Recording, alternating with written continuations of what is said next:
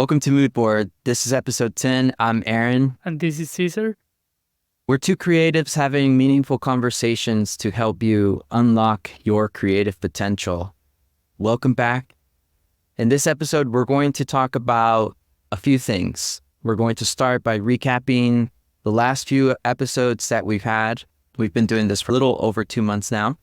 So we're also going to be covering tools of the trade, physical and digital. We hope you enjoy this episode and thank you for joining us. Let's get started. So Caesar, I wanted to kick it off with us sort of thinking back to episode 1 where we talked about the why we started the Moodboard podcast. And I wanted to get your impressions on the last few episodes. Yeah, no, I'm very proud of ourselves for making it to episode 10 because there is a lot of podcasts that don't make it past the first episode. So I'm proud that we've made it to episode 10. Yeah, And it's been an amazing and rewarding journey because I feel like we have the commitment to do this, but we're also learning on the go. And we're every episode or when we see fit, we reevaluate what we're talking about. And we want to bring, that up to the audience, that we want to keep things a little bit with uncertain topics, so that we keep you in your toes. We keep you coming back, because it's important for creatives or for anything that you do to be open-minded, that what you might listen to today is not what you were expecting, but you still enjoyed it. But no, overall, it's been an amazing time so far, and we've gotten great feedback from our audience. And part of that feedback has been a guest. When are we going to start bringing guests? And yes, we are thinking on an initial group of people that we're thinking that would be great guests here in the podcast. So that's something that we are aware of, we're mindful of it, and we are going to hopefully sooner rather than later start bringing in guests in a more constant pace. And then we have also gotten feedback in regards of different ways of presenting the information that we talk about here. So we're also thinking about how we're gonna create visual content, such as the quotes or things that we said throughout the podcast, how we can break those down and make like little wisdom cookies out of it, so that you guys can take that away with you and have those good memories. I like that term, wisdom cookies. That's a good one. Yeah, I agree, and I'm really excited to bring new people into the conversation, and that our audience is also thinking about that. It's really exciting. The list that we have currently is, I think, really broad, and there's a little bit there for everyone. Yeah, I mean, I am also very proud of us too, because when I first presented, or when we started talking about the idea of doing a podcast, there's a lot of work that goes into it, and in having these conversations, preparing, and editing, all this other stuff that comes along with it. I think I saw this quote like somewhere on the internet where someone was like, founders will start something because they don't know how difficult it is. I think it was like a remix of the John F. Kennedy quote where he says that we choose to do the hard things not because they're easy, but because they're hard. That's the original quote. But the remix is we choose to do the hard things not because they're easy, but because we didn't know they would be this hard. And I just think that's really funny. But I'm really That is happy funny. with yeah, with like just the breadth of knowledge that we've been able to talk about and share with our listeners. And I think it's going to be a really great, like we've already created like 10, well, what this is going to be the 10 episode, but documents of that thinking, like you've mentioned before, Cesar, where we're documenting, recording ways of thinking. And that's really exciting. So when we started off the first episode, we talked about why we were doing this, and then we shared our roadmap and things that we wanted to do in the second episode. And I think being open with the audience and being flexible allows us to collaborate with the audience as well. So we love hearing feedback from people who listen and who want to see this grow. Please let us know what you're thinking and if there's any ways that you see how we can improve this. Send your feedback over. I know that you've already received a bit of feedback, Cesar, and it was really great. Yes.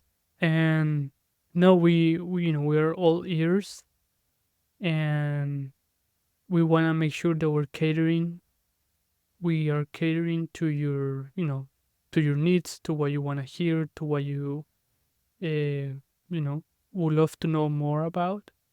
And no, I just was going to say that for us it was very important to start this podcast because, at least in my experience, what I was like media wise, what I was consuming or what I'm always consuming, it's either a podcast or a weekly YouTube episode. Um, so I felt like podcast for me was a way to learn. At least from the ones that I've been listening to, it was like besides reading, podcast has been my other research source of gaining knowledge, Yeah. and a very good one, because you have guests, you have interviews, they talk about books on the podcast, and you just get exposed to so much in such a little time. Yeah. And we felt like podcast was really good because all we want to hopefully spark is like, the right trigger in your mind to for you to like either resolve a problem or to start a new project or to help you uh, get around a creative block.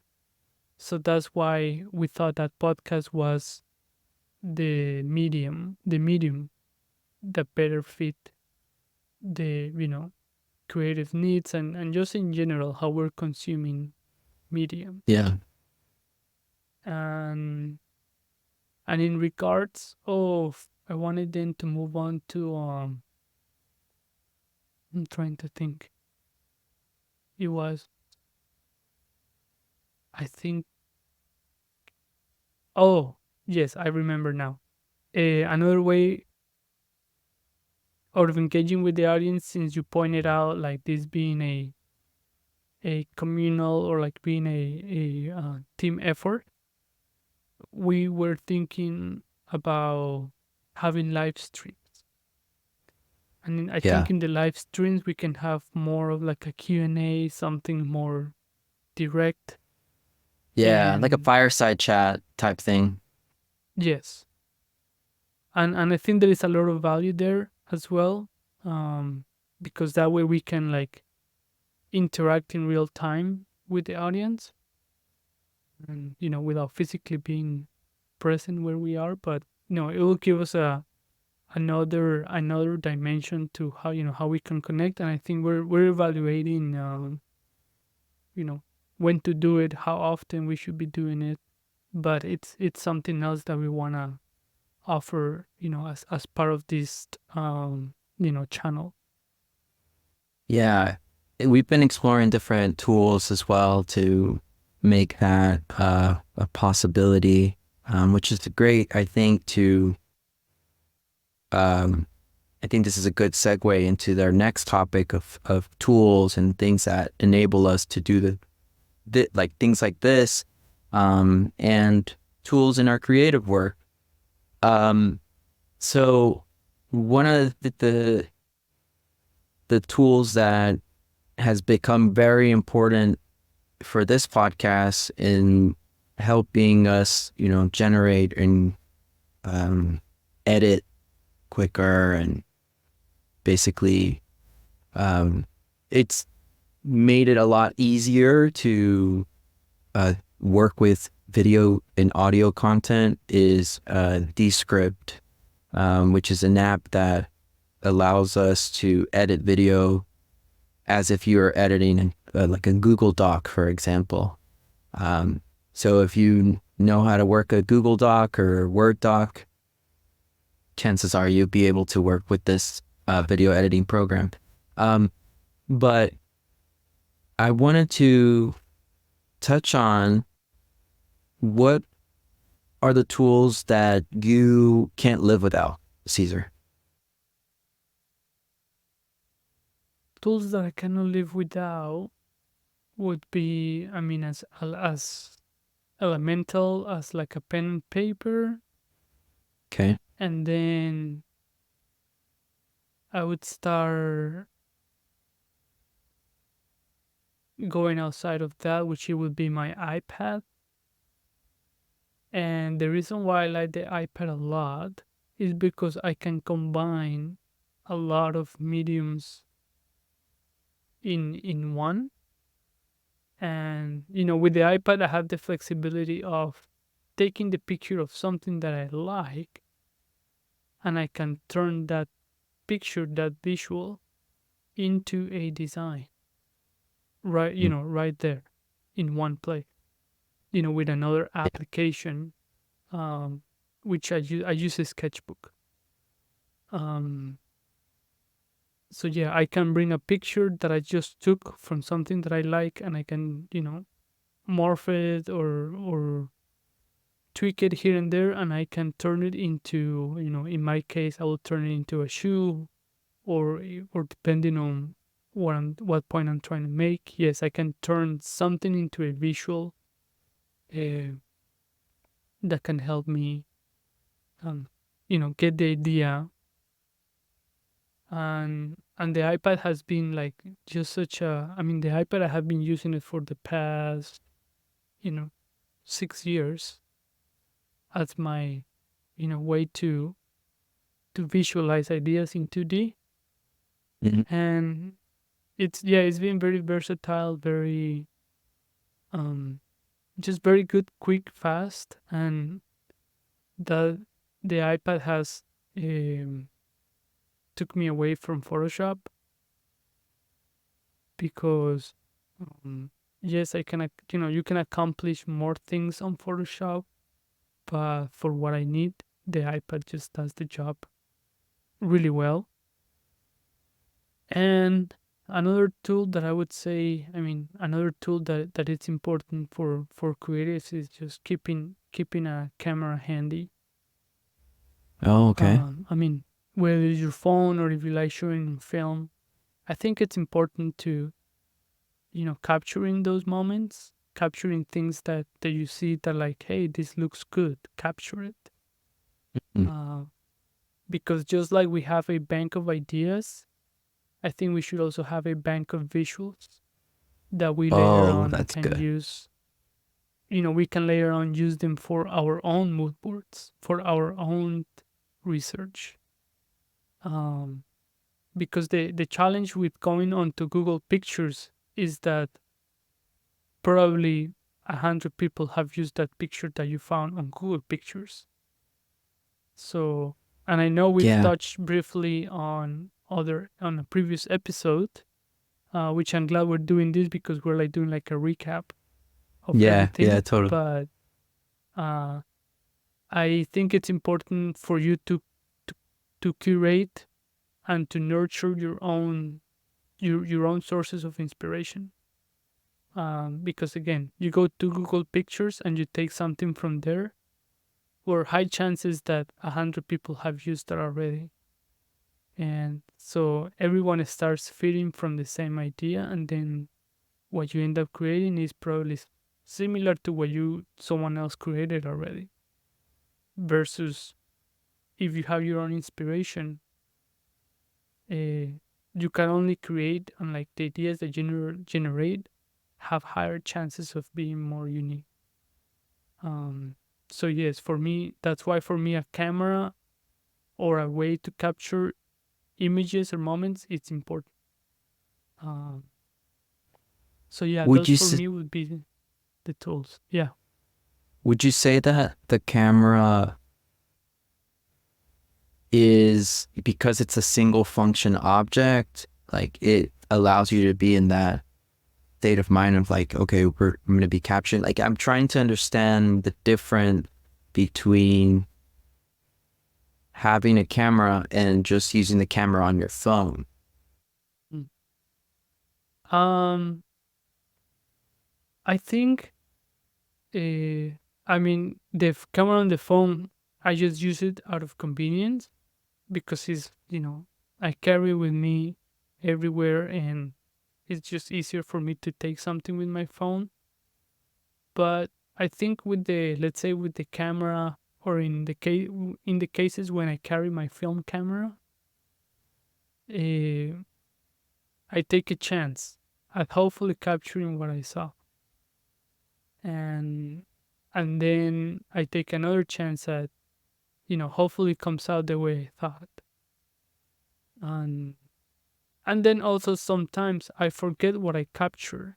I forgot what pictures I took, so when I get the film developed back, then I'm like, oh wow, I remember this now. Like, it just hits you differently, Yeah. and then it's just, I don't know, the relationship that you have is different Yeah. Yeah, totally. I get that. because you only I, have like one bullet, type of thing right, to right. like nail it. Yeah. It's like this, I was talking about, uh, we were talking about like AI generation images with a friend of mine who is a photographer. And I don't even, she said something so like, so insightful and so wise. And I don't remember the entire thing that she said. But one thing that I took away from it was that a lot of what happens in the creative process and a lot of what happens in art is sometimes it springs from mistakes. It springs from things going wrong. And with cameras and film, it's like you're taking a chance. Like there is a probability that when it develops, it's not the way you wanted it to be. And so that idea of using a tool where it's imperfect, it's sort of capturing the analog experience. It's bringing the light and putting it on, a piece of film. You open up yourself to the chances of being surprised. And I think that that's a big theme in like in your process, right? Where it's like taking different things from life and the combination. Yeah. And I feel like when you shoot in film, because you only have so many shots that you can take, it makes you a little bit more selective with what you capture. Because I feel like with the phone, oh, anything that you see, you take a picture of, but then you're not really evaluating if this is good. When you do, Yeah. I think when you do film, it's like a higher, like it takes more for you to like, okay, this is worth shooting on film.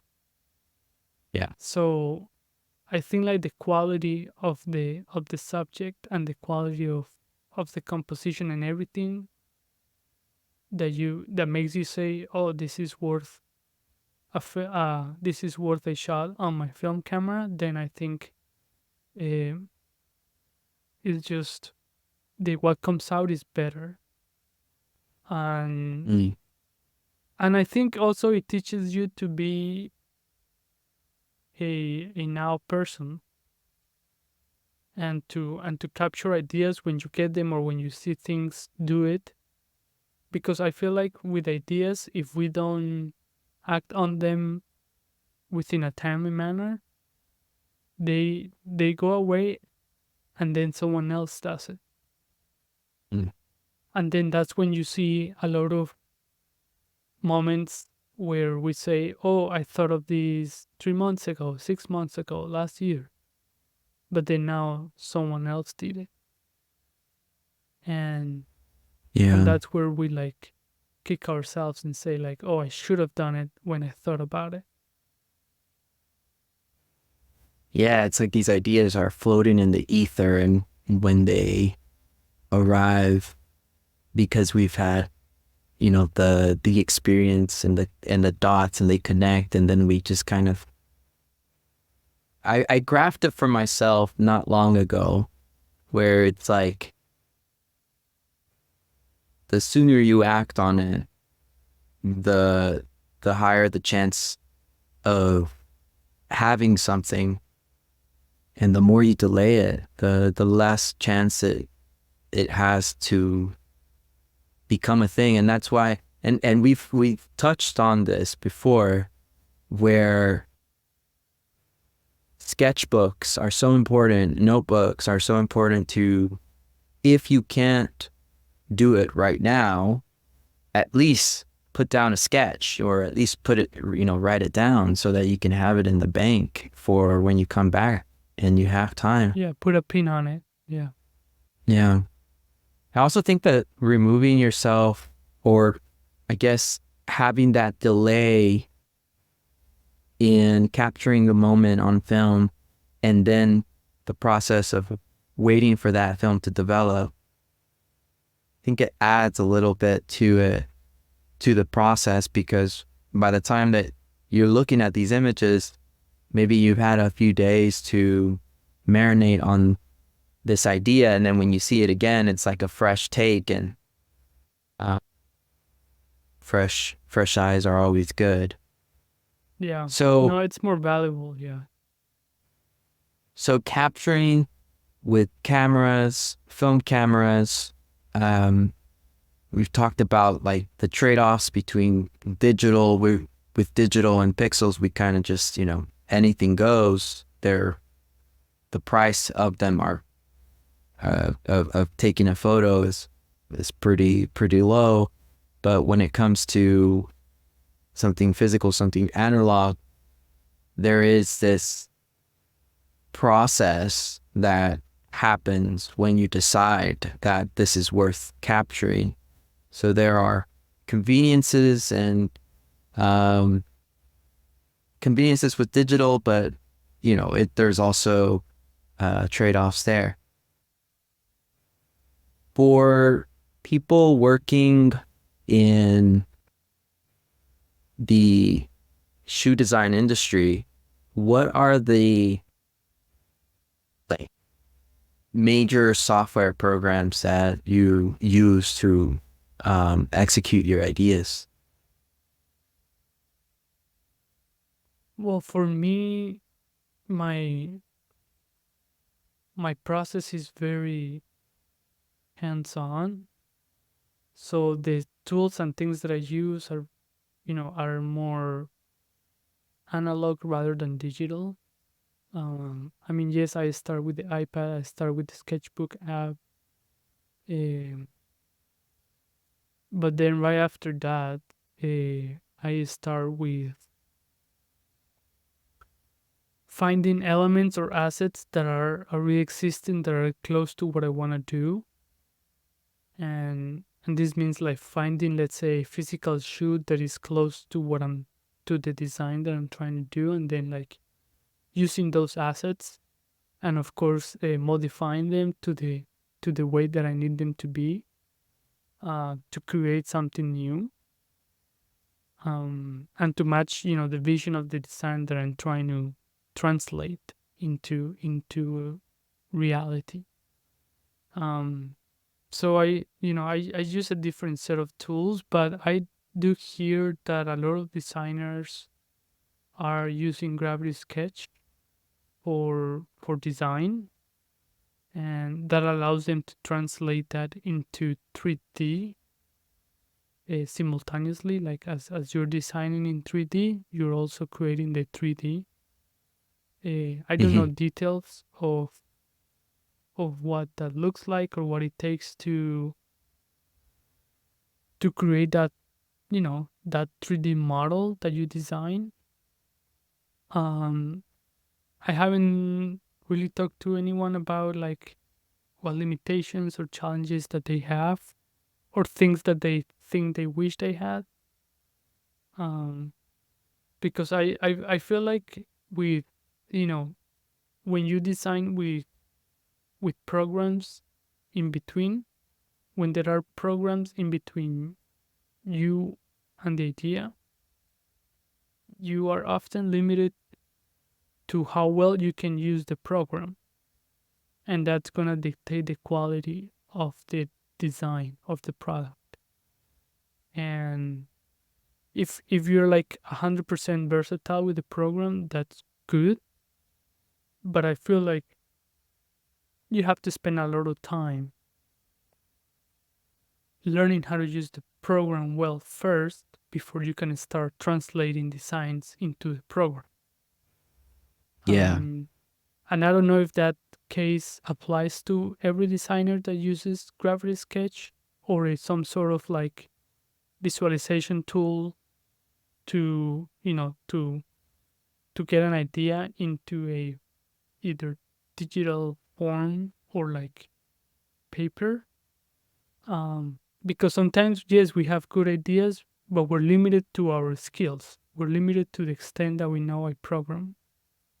And I know this has been a challenge and a dilemma, because I know of a company that is requiring designers to know 3D, or like to know that, yeah, to know and to do 3D.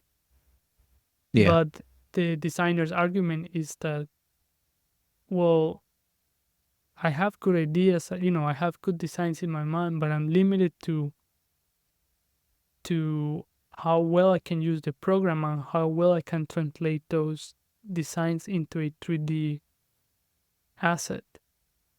And I feel like Yeah. I am compromising the quality of idea because I have to now worry about how to use a 3D program. So yeah, I think this is a Yeah. great, point for us to maybe dissect a little bit more, and I would love to hear your thoughts. Yeah. I think this like tension between being a designer of physical things and working with your hands, but also being required to translate that into a uh, computer design, a 3D design on the computer. Um, yeah, I mean that point highlights why there is sometimes a separation between the person who specializes in 3D design software and the designer. And my experience in the past has been that where the designer who is in charge of the project will generate, the concepts and then hand them off to someone who specializes in 3D design, which that collaboration makes a lot of sense because, the person who really likes 3D modeling is really great at it, and, they're able to execute whatever it may be. And then the designer gets to, take it as far as they can on the computer, but they have, the capacity to describe or articulate to someone else what they're trying to accomplish. But I do feel like I feel like that's been one of the friction points for 3D, at least for my experience for 3D design, where it's like I can draw the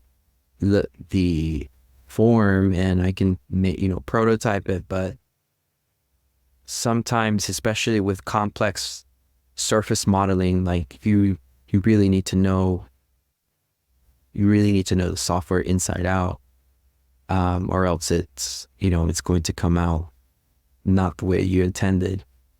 But I think nowadays there's a lot of software that makes that a little bit easier, but I don't think anything will really replace the physical thing. And software, especially with 3D work, physical work, like software should be kind of like the last resort, maybe. Not last resort, but like it shouldn't be the first way that you kind of develop the product. It should be in your hands, I think. Have you experimented with Gravity Sketch or with doing stuff in VR? Yeah, I have, and it is like remarkable to be able to manipulate, to be inside the CAD program. It's very interesting. One thing that I have sort of struggled with is the getting over or not getting over, but adjusting to the user experience of sort of manipulating these objects. Like there are things that you'll understand from SolidWorks, for example, like, merging two solids and, using one solid to remove material from something else. That is not that intuitive in Gravity Sketch because Gravity Sketch is a 3D drawing software. It's not meant to be like a replacement for SolidWorks or Rhino or anything like that.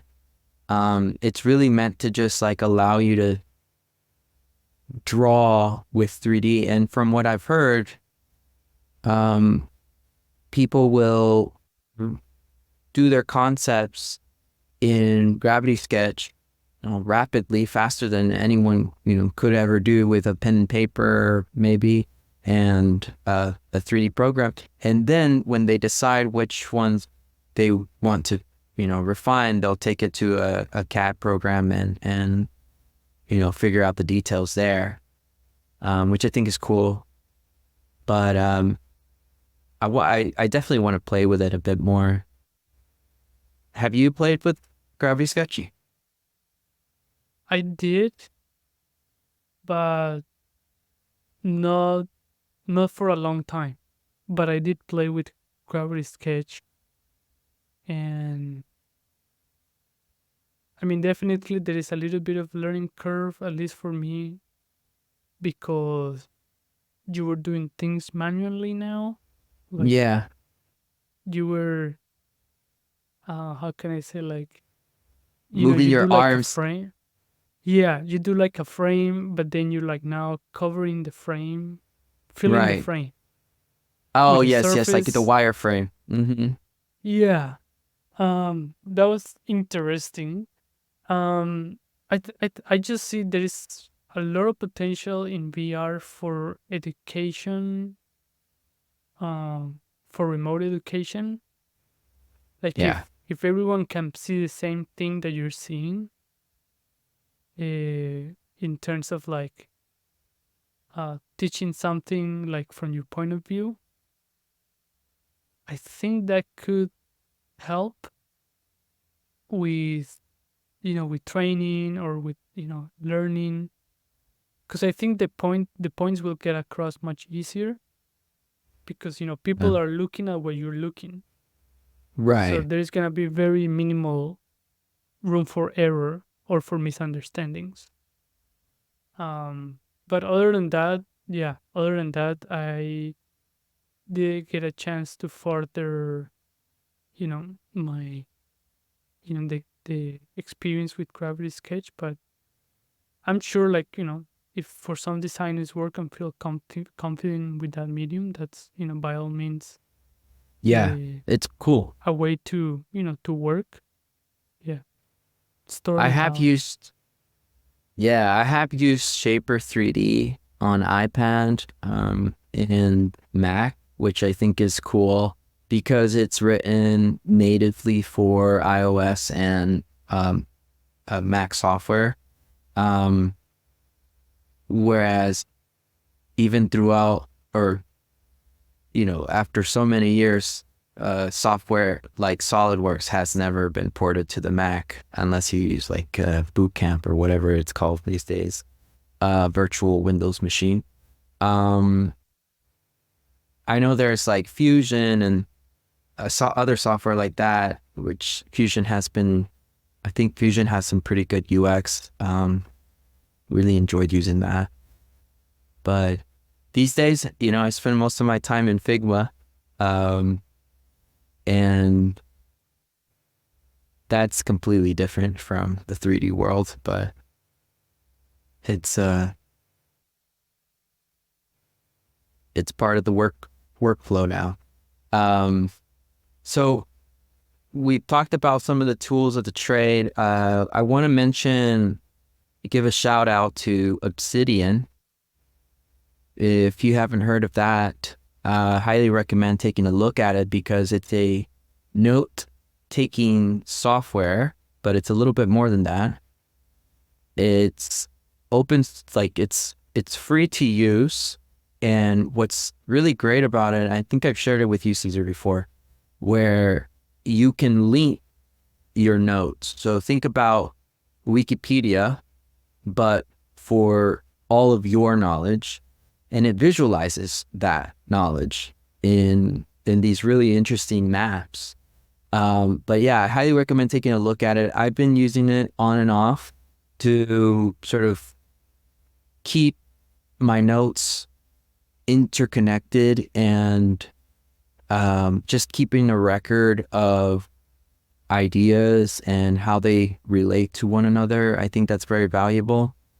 But I've shared this with other people who are avid Apple Notes fans, and they will not let go of Apple Notes. Like I'm not leaving Apple Notes. Okay. Cool. So that was our sharing tools of the trade, physical and digital. Do you I have was any gonna preferences? quickly. Yeah, go ahead. No, go ahead. Preference of what? No, I was just gonna say, do you have any pen preferences or notebook preferences or anything goes? Um. Oh, this. I have this notebook preference now. I mean, Moleskine has been my Moleskine, and then Muji had some good sketchbooks. Yeah. But there's this new notebook that I really like. It's another brand. It's like a German brand. Uh it is similar to Moleskine, but I just like what I have from them now. It was a gift, and I Okay. really liked it. But I mean, Moleskine will do the trick. But no, Yeah. it's been good. I also like the notebooks for renderings, at least the ones that are like the brown paper. Those are very Yeah, good. Yeah, for rendering because totally. they pick up white really well. Oh, So yes. I like that. But no, there was a tool that I wanted to bring up because I think this applies to all of us, no matter no matter what you do, creative, non-creative. Um, I think this tool applies to everyone, or like we all could use this tool, and is the track of time. Where is your time going? Where are you spending your time the most? How long is it taking you to do something? And I want to talk about this application that you, Aaron, put me on, and it's called Terminator. And I I wanna use it, and I wanna start using it, but I haven't yet. But I know you have. So I wanted for you to explain the audience how tracking your time has changed, just in general, how you operate, your approach to things. And yes, I want us to to talk about the importance of tracking time. Yeah. Um,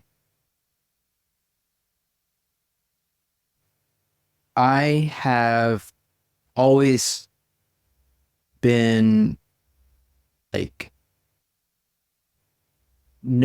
I've always known that managing time was important, but I think it's not been easy to uh block out my time. And when you have meetings, things that are set, you can use Google Calendar for this, but what happens in between those meetings? How do you manage your time? Do you write it down? And I think that I s- I I started off with writing down my time, but the software that you mentioned, TimeMater, it it does this automatically.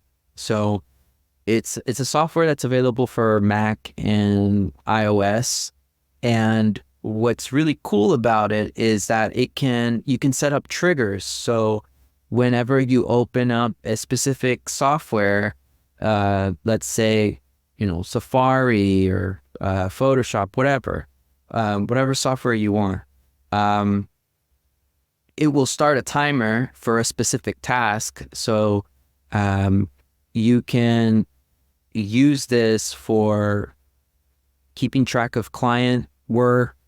I use it for both work and personal, um, just because I have a tendency to, like, when you're in flow state, you forget about time. Or it's something.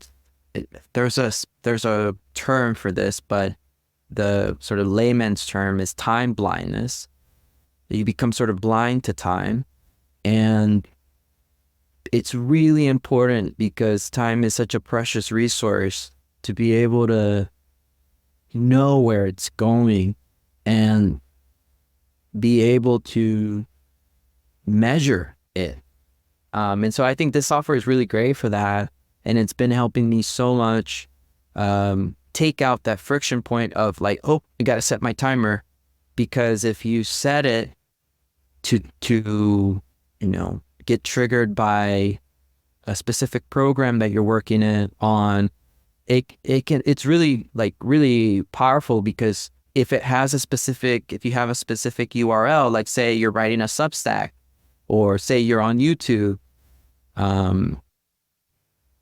it will read that URL and start tracking your time to the appropriate task. Now, I know that the Mac software has like screen time and all these things. And, you can keep track of stuff there. But TimeMater does a little bit more than that, because it allows you to add how much you're charging for that time. It allows you to generate invoices with that. Um, and it's just like, man, it's just been really great because it streamlines, it removes the question of like, what, like, where do I turn on the timer for what I'm doing? It allows you just to go and do your work and be able to kind of, at the end of the day, reflect back and say, oh, wow, I spent a lot of time doing that. Maybe tomorrow I can adjust on that. Or, um, yeah, it just takes the guessing work out of time tracking. How long have you been using it? Been using it for about 2 years now. Oh wow. And I wish that I would have started sooner. I'm I'm it's really one of those things where you need to figure out how it fits into like your process at first. But for people who have like time blindness or ADHD, you know, you need to like be extra cautious of where your time is going, because you can just get lost in the sauce, if you will. Um, this is a very, very important piece of software, especially if you're like in your first job. I know in my first job, I was very like paranoid of like spending too much time on, you know, one thing versus like spending, my time adequately across various different tasks. And so I highly recommend getting something like this to just like, know where your time is going. No, and it's great, especially as you said, when you're starting out, or just, just in general, Yeah, when they ask you, what have you done? right. You at least can say, hey, I've spent an hour on this project, an hour on this project, an hour on this project. Yes. And I think it'll be easier to gauge and to allocate, let's say, okay, don't spend too much time here, spend more time here. And then it also helps you um, know how long it takes you to do something. Yes, exactly. That's it. It's like you can generate better time estimates and proposals when you know how much, like, at least you know the ball range of like how long it takes you to do certain things. Yeah. And this is where it gets really good. It's when you bring these kind of tools, the time tracking tools, to creative teams at a company. Because, everyone has 40 hours a week. So then it helps you, for the moments when you start running your own company, when you start leading your own team, okay. Everyone has 40 hours. What are you spending your time on? How long is it taking you to do something? And it also helps you as a leader. Like, let's say more work comes in, you can say, okay, everyone is spending X amount of time on this, Z amount of time on that. Yeah. Can they take on more work? Yes or no? And then you can like move things around, or spend less time here, do more of this. And then it also helps you gauge, people do the same thing at a different, time frames, or like, let's say we can do the same thing, but could take us different time. So then you can start looking into like, why does it take him 30 minutes? Why is it taking him an hour for the same task? Yeah. So maybe you start like maybe you find out something that you didn't know before, where like maybe he doesn't have the proper tool, or Yeah. maybe he's, I don't know, not He's using got a time shortcut. properly. So, yes. Yeah. Right. So it just brings like an interesting layer to the conversation and to how we work. And you know, thank you for like bringing that up to me, that kind of tool where you can track time in a way that can make you aware of time and just mindful of what you do. Um and I think it's important, it's important. And I'm sure if you could like briefly expand on, if you could articulate how things were before the time tracking app and then afterwards. Yeah. I think before you have this, um, you tend to ask yourself, where did the day go? Why, why haven't I been able to finish like this or all this, like all these questions, and they sort of, man, they make you feel bad because you're like, am I not good? Or you start to question yourself a little bit. Um, and it comes from not having at the beginning of a project set up a time budget, just like how you would set up a, a financial budget of how much money you're going to spend on this, how much you're expecting to get back, are there any potential losses, etc. The same thing needs to apply to a project in the scope of time, because as the old saying goes, time is money, and it's important to know, because if you're offering your services to a client and you say, yes, I need you to pay me, X amount of money, the client's going to say, okay, why? And then because you have an estimate of how much time it's going to take to perform the services that you're selling, you're able to itemize, like, this is how much time it takes to do the tasks that I'm going to be doing for you, and this is why the price is set at the way it is, and you have data to back that up. And so when you have the time, the before and after is, before you're kind of confused as to like, where did the time go? And after, you're like, okay, here's where the time went.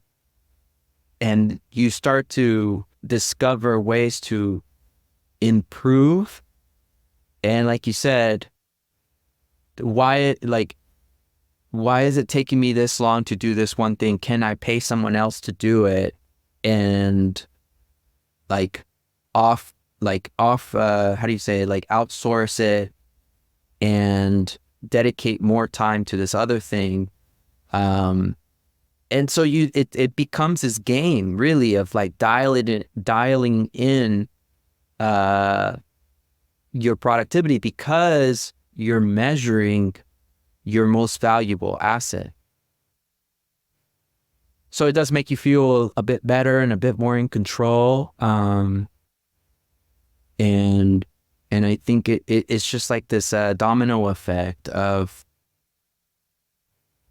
releasing this energy into the universe, where it's like, because you know how to manage your time and your energy, more opportunities seem to come to you because you're producing higher quality things at a higher pace.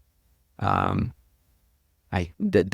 been like my experience, I think, in the before and after. Yeah, that's amazing. But no, we would like to for everyone to give this a try, Give this a try and look into it. I think despite of what you do, whatever you are in your career, I think it's important for us to be mindful of time, especially since we cannot get it back. Yeah. We can always make more money, but we cannot make more time. So yeah, this is one of the tools that we want to definitely put on your radar and highly recommend to try. Yeah, absolutely. And maybe in the future we can talk about ways to make or earn money in other ways than selling just your time.